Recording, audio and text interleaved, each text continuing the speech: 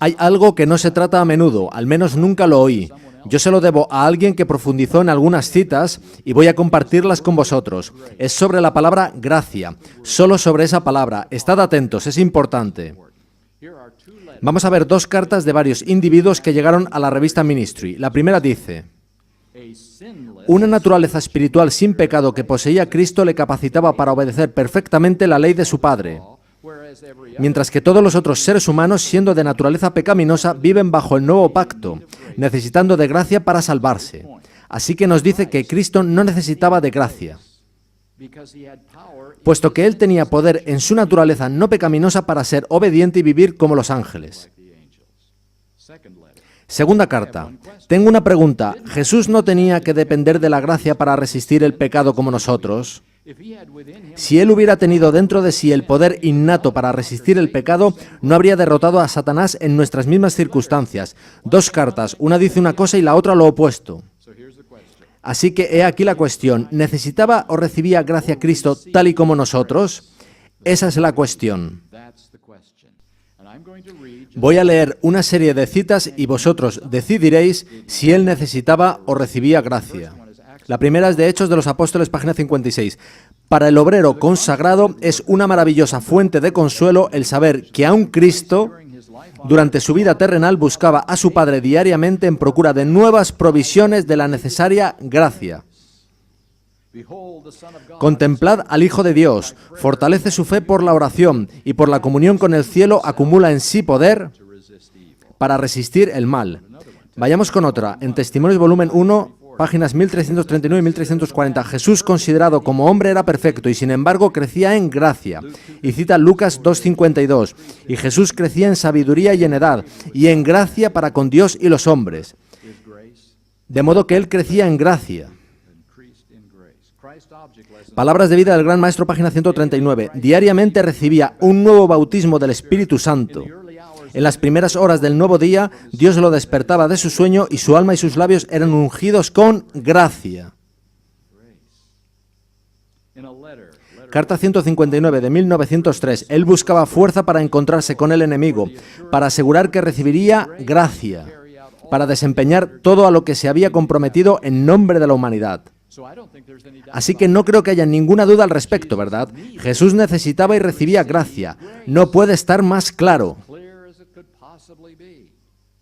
Review and Herald del 1 de abril de 1902. Él ha hecho provisión abundante para que cada alma tenga gracia y fuerza para más que vencer en la guerra contra el pecado. Él, Cristo, vino a este mundo y vivió una vida sin pecado que, en su poder, su pueblo también puede vivir. Él desea que ellos, al practicar los principios de la verdad,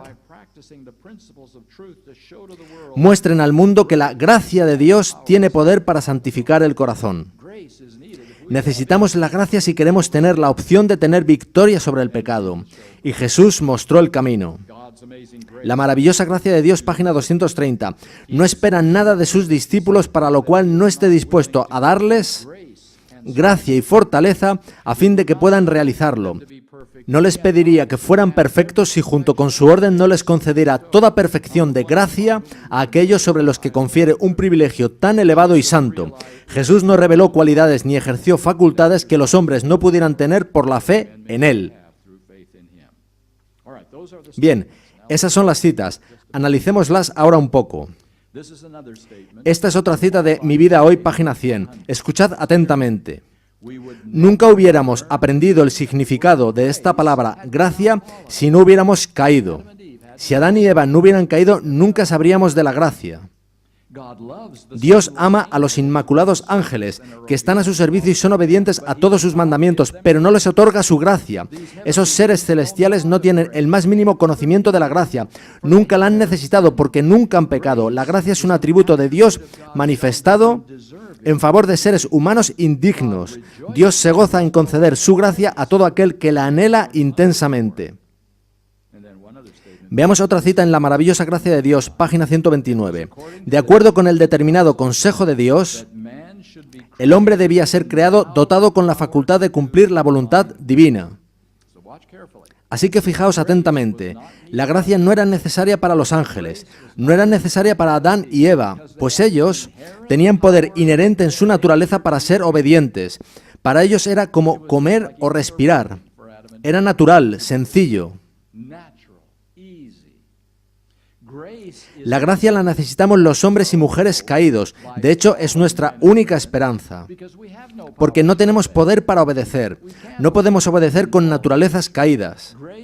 La gracia solo es necesaria y solo es dada a aquellos que no tienen otro modo de obedecer.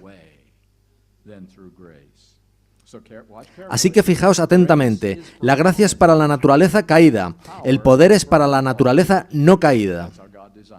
Así lo diseñó Dios. Si eres caído necesitas gracia. Los otros mundos o los ángeles no la necesitan, tienen poder.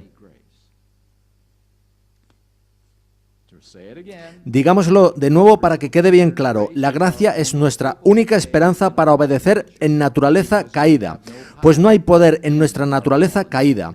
Y recordad que leímos que Jesús no utilizó poderes que el hombre caído no pudiese tener, lo cual significa que Jesús no tenía el poder de los ángeles o de Adán antes de su caída. Así que hay evidencias concluyentes, sin posibilidad alguna de malinterpretación, de que Jesús necesitó y recibió gracia. No cabe lugar a la duda. Y puesto que los únicos que necesitan gracia son seres humanos caídos, ¿no queda totalmente claro que era la naturaleza humana caída de Jesús la que necesitaba aportes diarios de gracia? Si hubiera tenido la naturaleza de Adán, no habría necesitado gracia en absoluto. Su propia naturaleza tendría poder.